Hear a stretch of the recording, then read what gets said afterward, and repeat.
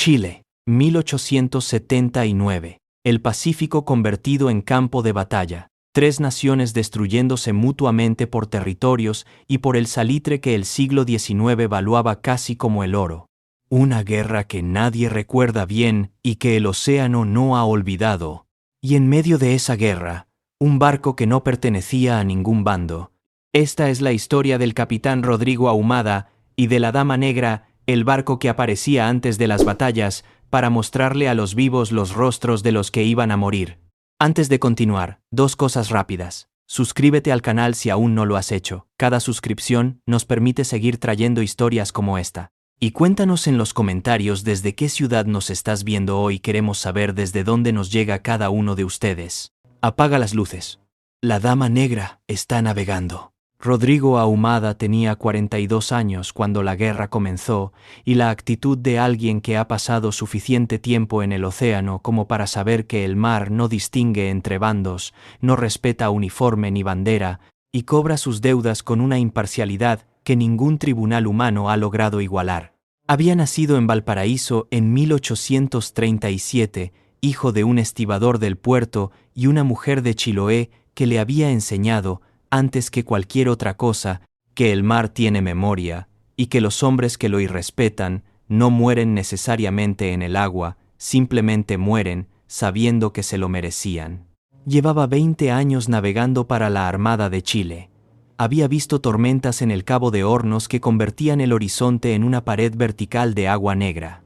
Había navegado el Estrecho de Magallanes en enero, que era la versión oceánica de caminar sobre el filo de un cuchillo muy largo y muy frío.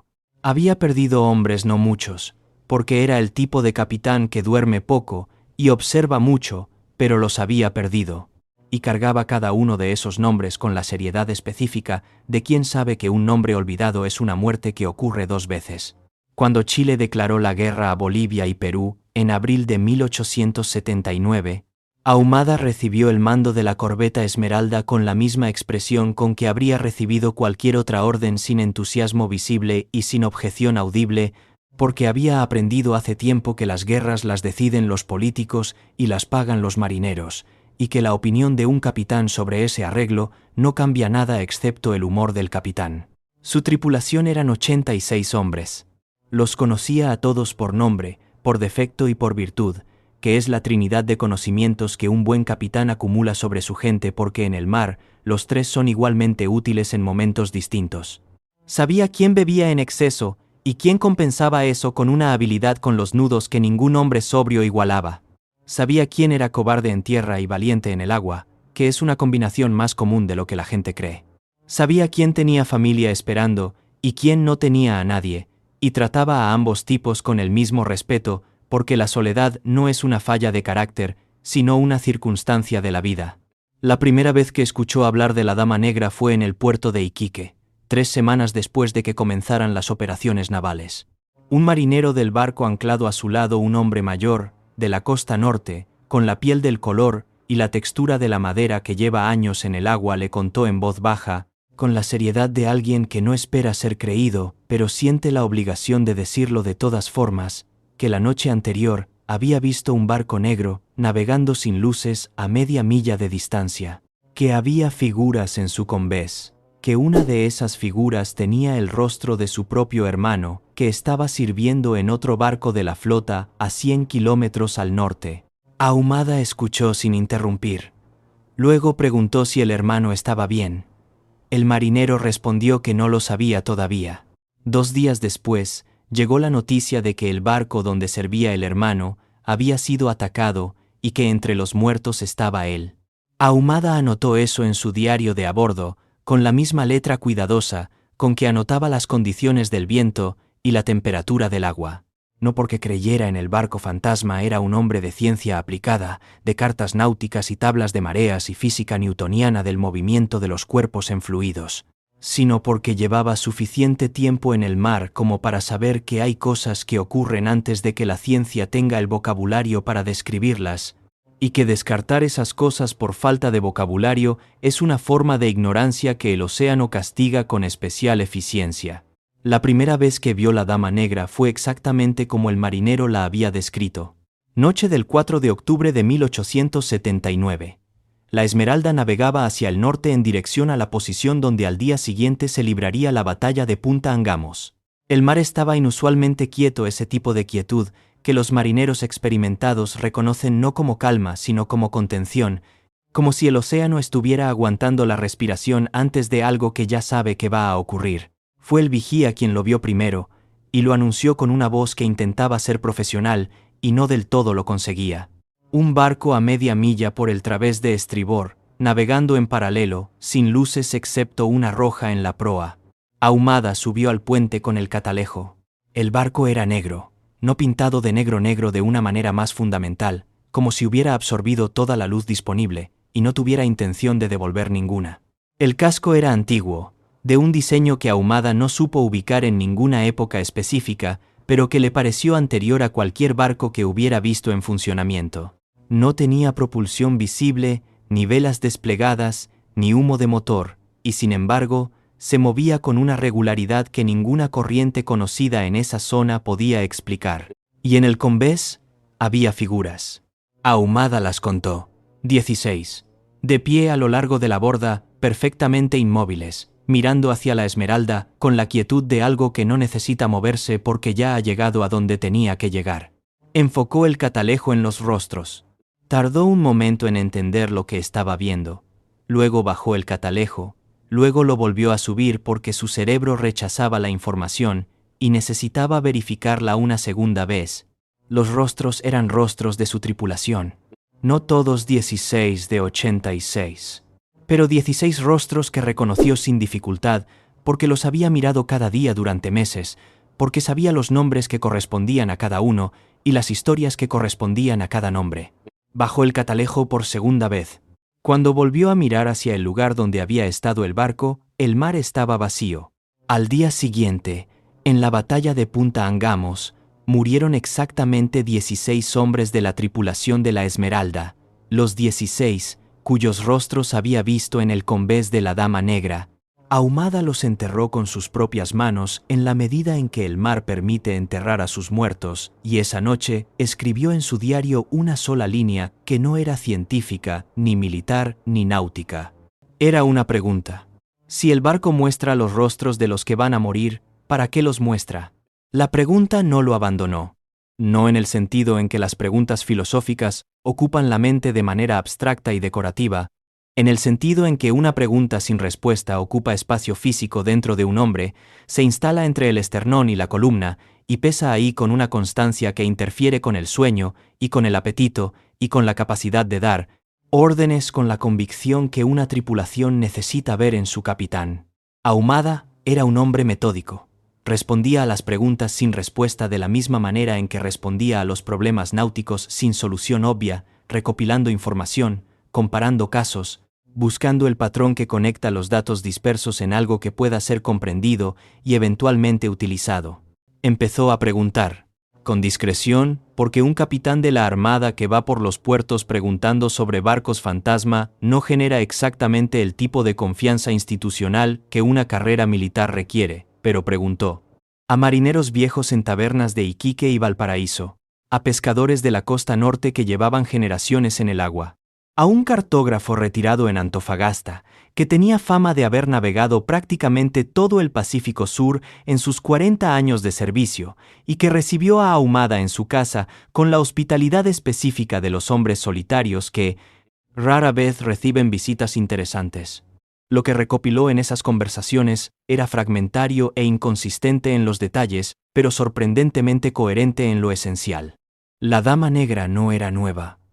Los pescadores de la costa norte hablaban de ella desde antes de que ninguno de ellos hubiera nacido. Sus abuelos la habían visto, y los abuelos de sus abuelos. Siempre la misma descripción: barco negro, sin bandera, luz roja en la proa, figuras en el combés. Siempre antes de una muerte en el agua, siempre mostrando rostros que alguien reconocía.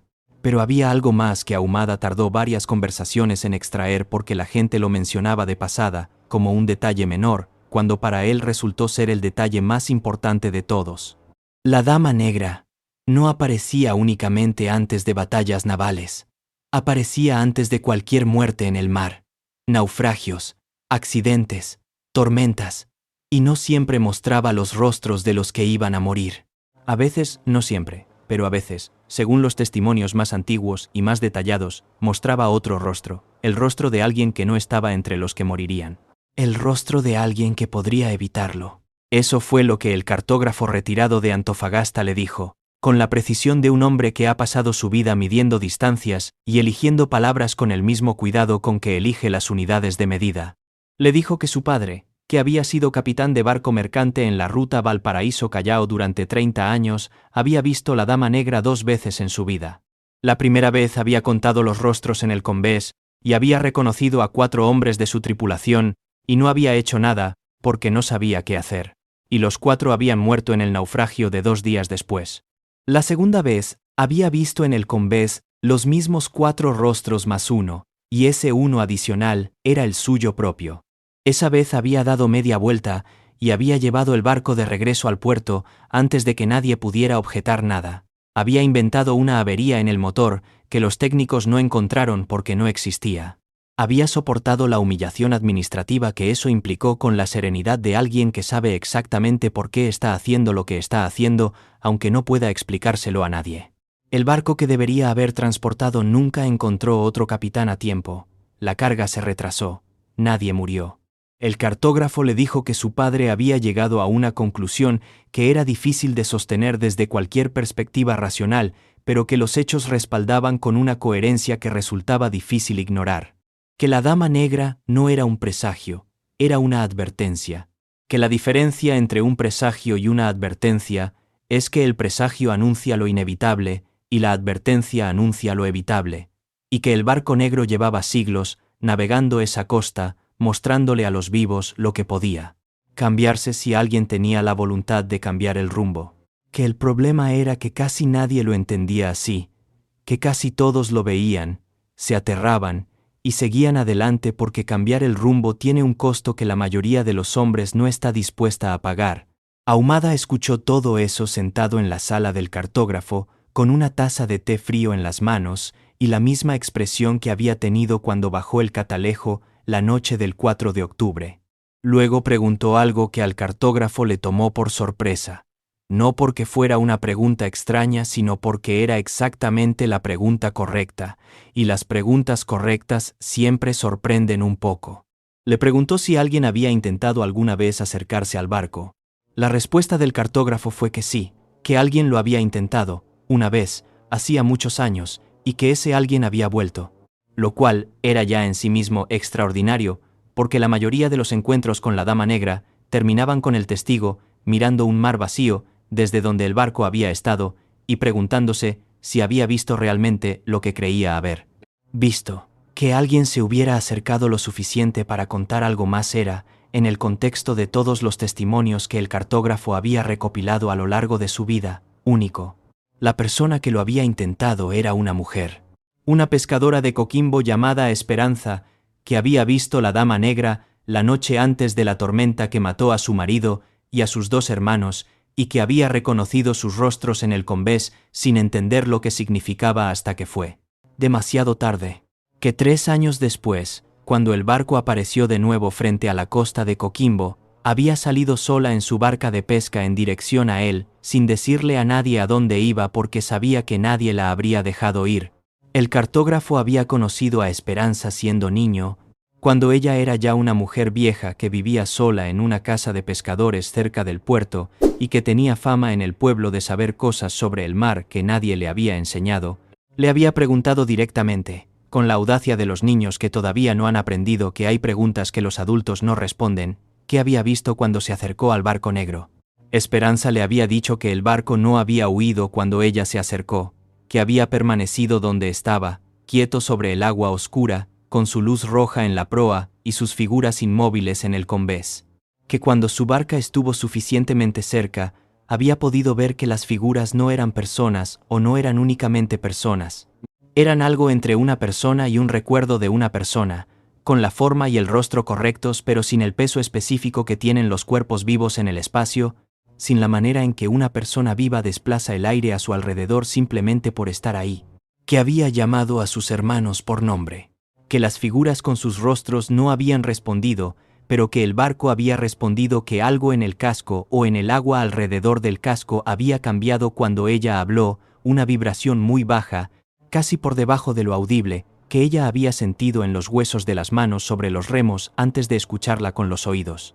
Y que entonces había entendido, con una claridad que describió como el tipo de claridad que llega cuando uno deja de intentar entender y simplemente permite que algo entre, que el barco no mostraba los rostros de los muertos, mostraba los rostros de los que podían ser salvados, que los muertos ya no estaban en ningún combés, estaban en el fondo del mar o en cualquier otro lugar al que van los muertos, y que eso no era asunto del barco negro, que el barco negro se ocupaba únicamente de los vivos, de los que todavía estaban a tiempo.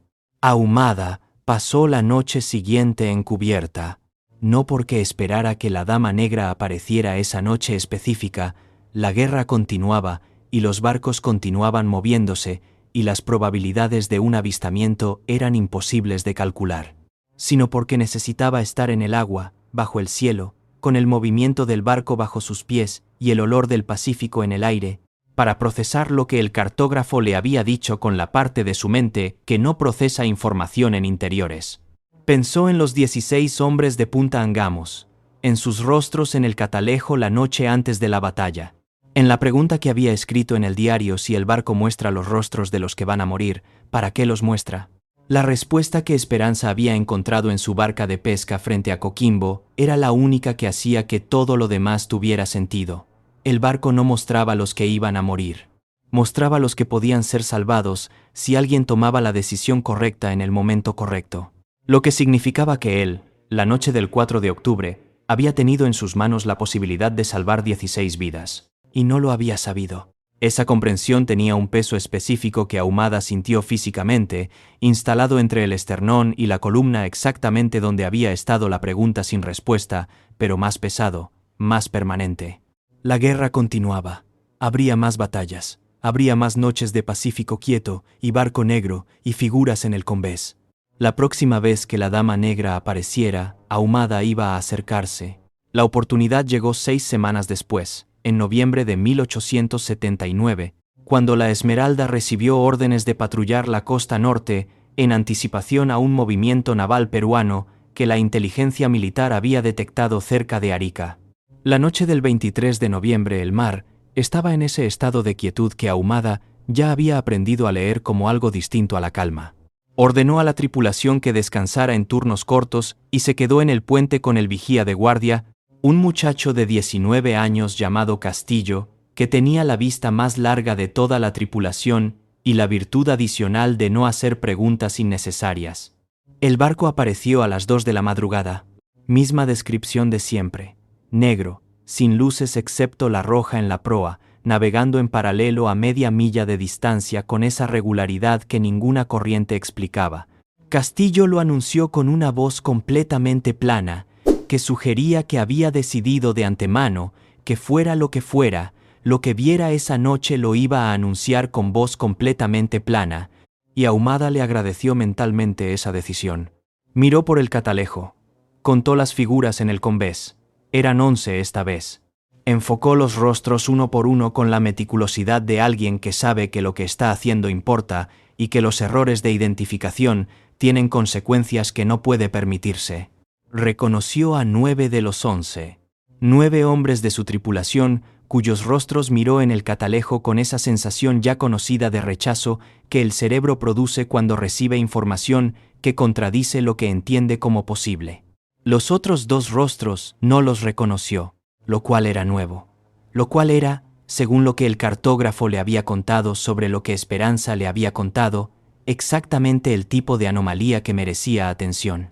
Bajó al bote sin explicarle nada a Castillo, más allá de la instrucción de mantener la Esmeralda en posición y no acercarse al barco negro bajo ninguna circunstancia, que era la instrucción más extraña que Castillo había recibido en su vida, pero que ejecutó sin comentario porque había aprendido en sus meses, bajo el mando de Ahumada, que las instrucciones extrañas de ese capitán específico tendían a tener sentido en retrospectiva.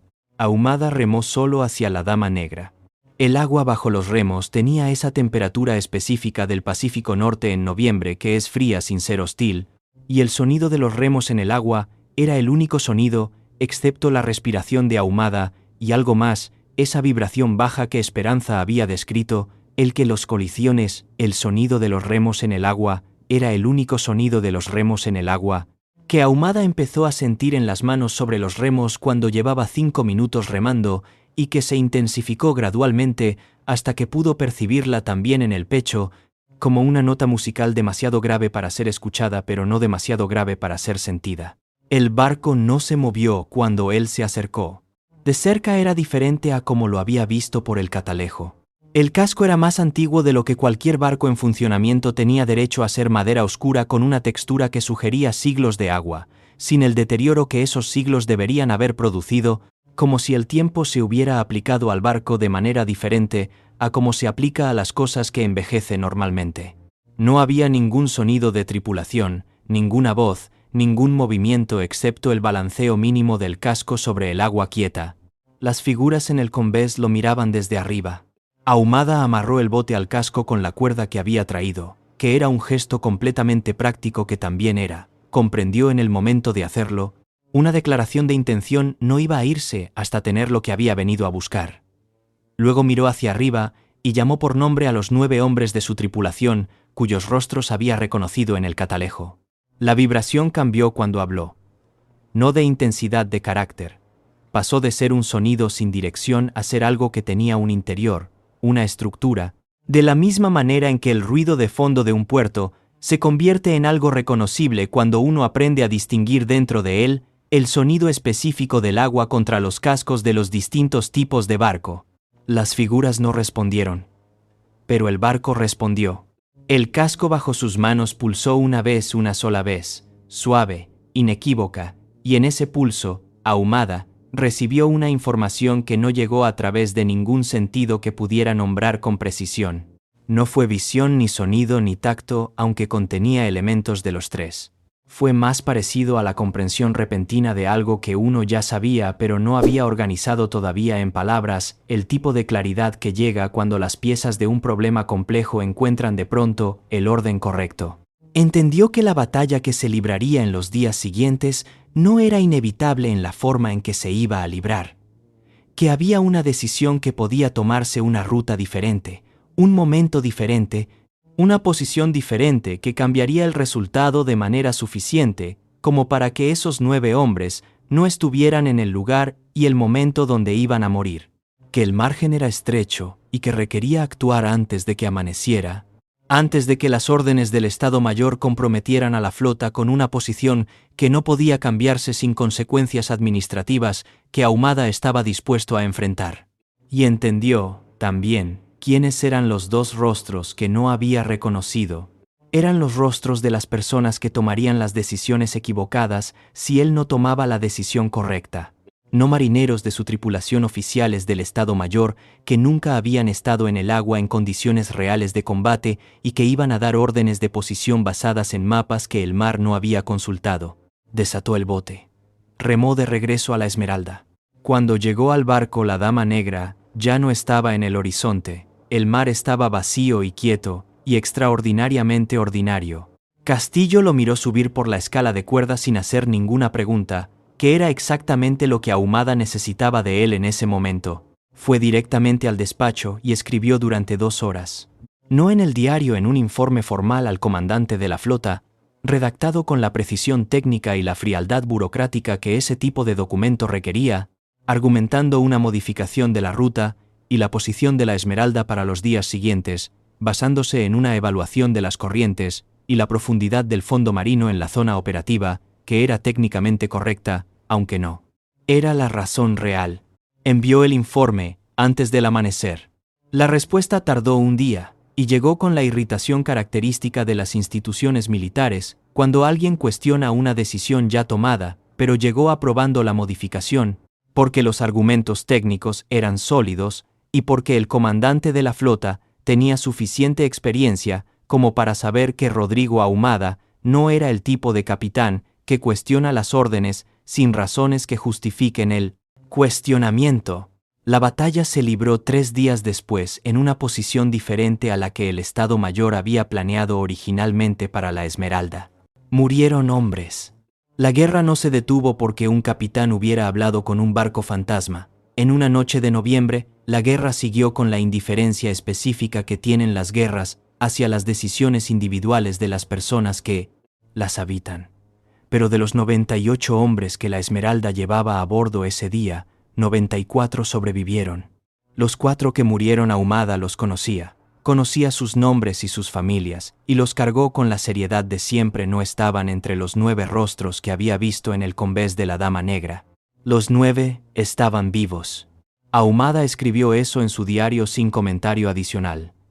Los hechos eran suficientemente elocuentes como para no necesitar interpretación, y la interpretación que pudiera hacer él en ese momento le parecía menos importante que el registro preciso de lo ocurrido para quien viniera después y necesitara entender. Terminó la guerra en 1884. Chile ganó. Los territorios cambiaron de mano. El Pacífico siguió siendo el Pacífico, que es la constante más confiable en cualquier conflicto que ocurra en sus costas. Ahumada se retiró de la Armada en 1887 con el rango de comodoro y se instaló en Valparaíso, en una casa con vista al puerto, que era exactamente el tipo de casa que un hombre que ha pasado 40 años en el mar elige cuando finalmente decide quedarse en tierra lo suficientemente cerca del agua para escucharla, lo suficientemente lejos para dormir.